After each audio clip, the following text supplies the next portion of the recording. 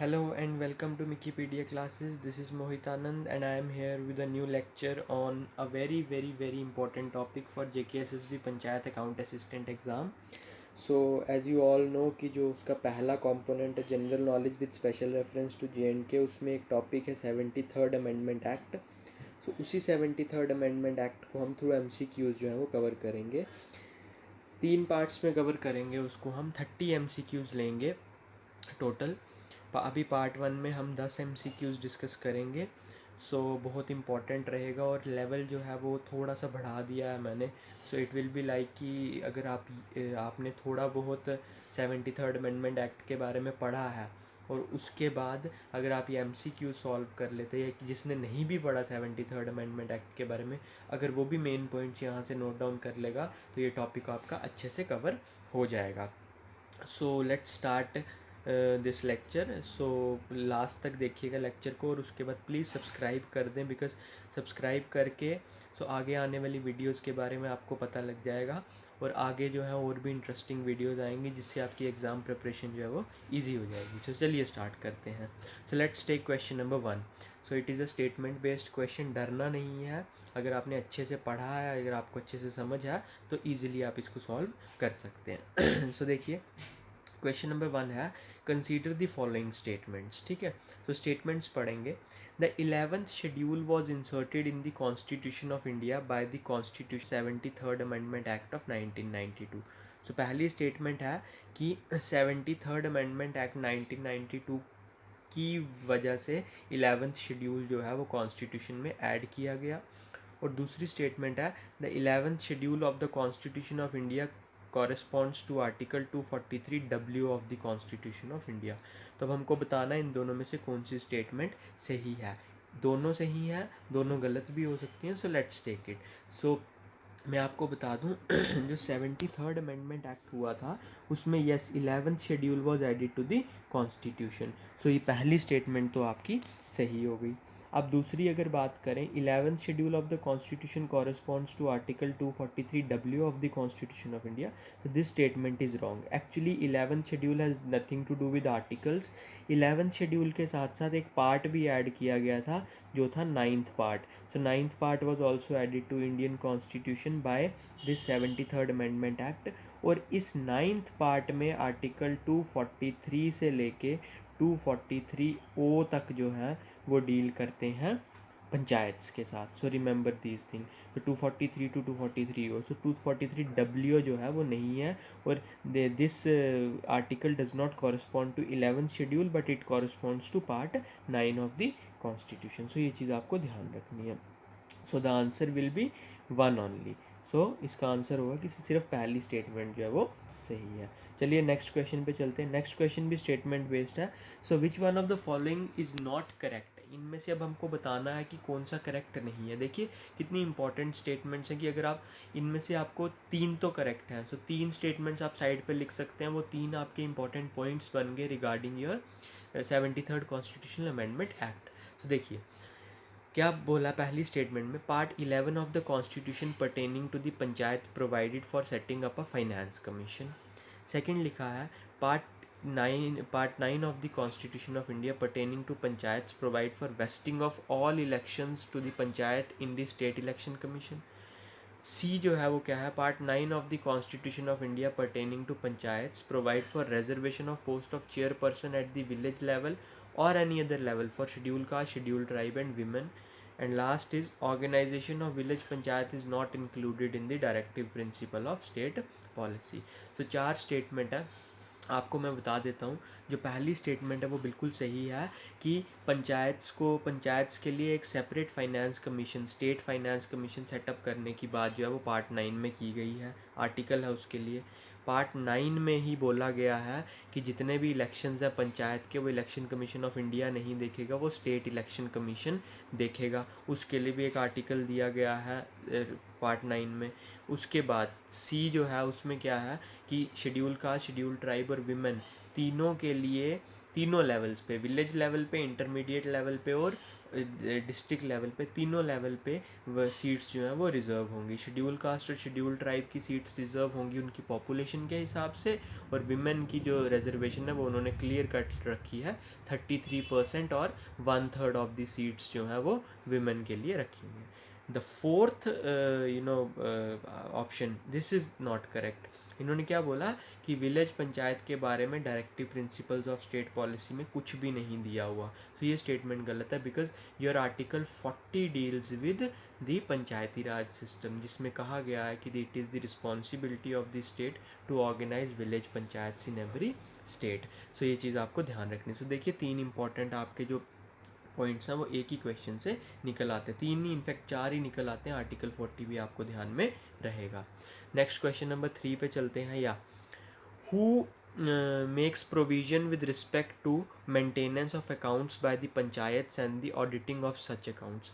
जो पंचायत के अकाउंट्स हैं उनकी मेंटेनेंस को कौन देखेगा, और उसके बाद उनकी ऑडिटिंग के लिए कौन प्रोविजंस बनाएगा। सो इनमें से 4 ऑप्शंस में से एक करेक्ट है। So finance commission of the current state, legislature of the state, controller and auditor general of India जिसको CAG बोलते हैं, district collector. So remember the right answer is state legislature. So state legislature के पास ये power है कि वो timely panchayat के जितने अकाउंट्स हैं उनकी ऑडिटिंग करवाएगी। क्लियर। चलिए चलते हैं next question, question number 4। Under which one of the following provision is reservation for schedule caste and schedule tribes in every panchayat made.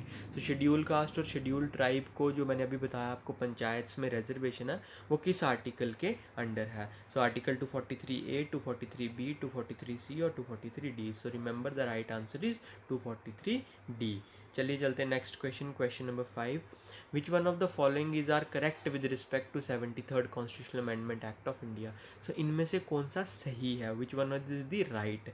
सो पहला देखते हैं, constitutional status to the panchayat. So you all know इसने constitutional status तो दिया पंचायत को 73rd amendment में, एक नया पार्ट, आर्टिकल्स नए और नया शेड्यूल ऐड हुआ। So it give constitutional status to panchayat. Yeah second is reservation of seats for women belonging to schedule caste और शेड्यूल ट्राइब। अब मैंने आपको बताया जिस तरह शेड्यूल कास्ट शेड्यूल ट्राइब को पॉपुलेशन के अकॉर्डिंग और उसके अलावा विमेन को 1/3 रिजर्वेशन, बट उसमें भी एक चीज़ आप ध्यान रखेंगे कि जो शेड्यूल कास्ट या शेड्यूल ट्राइब को भी रिजर्वेशन दी गई है, उनमें भी 1/3 जो सीट्स हैं वो विमेन को मिलेंगी। For example, if there are total 15 seats reserved for women, sorry for schedule caste in some panchayat, 15 सीटें अगर उनके लिए रिजर्व है, तो इसका 1/3 would be 33% would be 5 seats. तो इसमें 5 सीट्स जो होंगी वो शेड्यूल कास्ट विमेन को मिलेंगी, मतलब women belonging to schedule caste community. So यानी रिजर्वेशन के अंदर भी रिजर्वेशन है कि शेड्यूल कास्ट भी अगर जो है उनमें भी 33% रिजर्वेशन विमेन को दी जानी चाहिए। So this means this second option is also right. Third है providing permanent structures for district planning. नहीं, ऐसा कुछ नहीं है, कोई ऐसा परमानेंट स्ट्रक्चर उन्होंने नहीं बनाया जो डिस्ट्रिक्ट में प्लानिंग की बात करे। प्लानिंग जो थी वो डिस्ट्रिक्ट जो ज़िला परिषद है उसको बहुत इंपॉर्टेंट पोजीशन दी गई, बट नॉट लाइक कि सिर्फ डिस्ट्रिक्ट प्लानिंग के लिए वो विलेज प्लानिंग और इंटरमीडिएट लेवल पे प्लानिंग का काम भी दिया गया। So third option is incorrect. So the right answer is a, which is 1 and 2। चलिए चलते हैं next question, question number 6। Yeah this is important.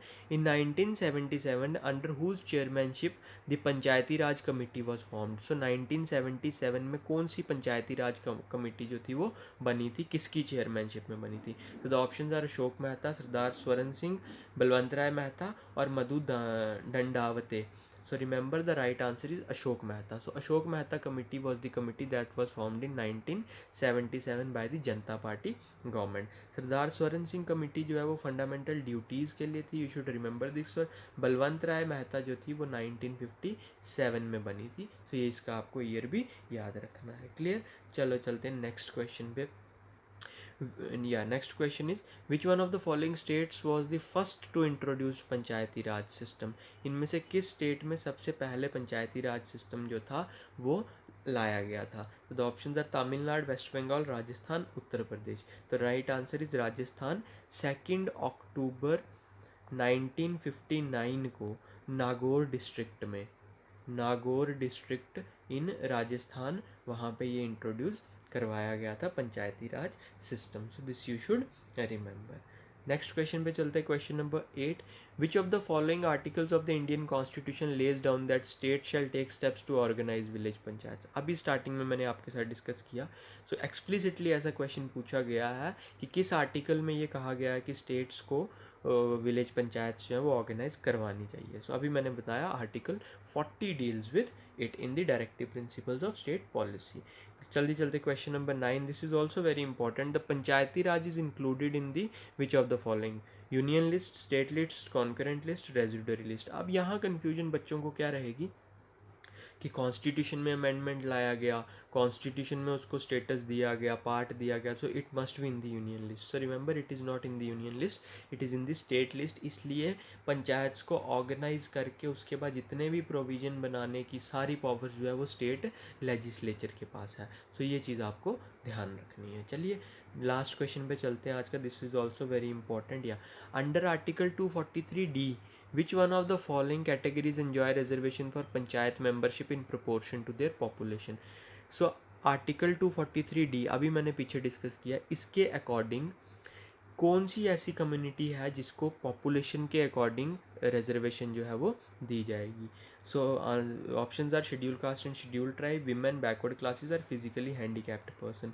तो the right answer is schedule caste and schedule tribe. See किस तरह से मैं आपको मतलब इनमें बता दूंगा क्वेश्चंस में कि किस तरह से आपको पॉसिबल वेज में क्वेश्चन पूछे जा सकते हैं। तो देखिए ये 243D वाला क्वेश्चन पहले भी एक तरह से पूछा गया और अब थोड़ा सा कंफ्यूज करने के लिए पूछा गया। So remember it is schedule caste and schedule tribes only. But अगर स्टेट लेजिस्लेचर को लगता है या स्टेट गवर्नमेंट को लगता है कि बैकवर्ड क्लासेस के लिए भी रिजर्वेशन बैकवर्ड क्लासेस को भी रिजर्वेशन देनी चाहिए तो वो दे सकती है, but there is no compulsory provision. But जबकि बात करें शेड्यूल कास्ट और शेड्यूल ट्राइब की तो इनके लिए कंपलसरी प्रोविजन है with respect to their population, but इनके लिए और विमेन के लिए, इन दोनों के लिए कंपलसरी है, जबकि बैकवर्ड क्लासेस के लिए ऑप्शनल है और फिजिकली हैंडीकैप के लिए कोई भी प्रोविज़न नहीं है। तो ये चीज़ आपको ध्यान रखनी है। सो ये थे 10 क्वेश्चन, बहुत इंपॉर्टेंट क्वेश्चन थे, नोट डाउन कर लीजिए और उसके बाद शेयर भी कर लीजिए सब अपने फ्रेंड्स वगैरह के साथ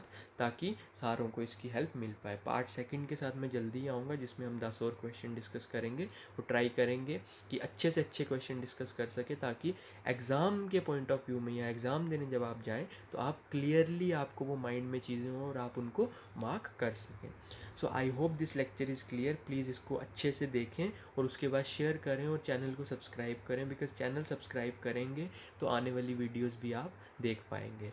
सो with a new video I'll come soon. Till then, take care. God bless you all.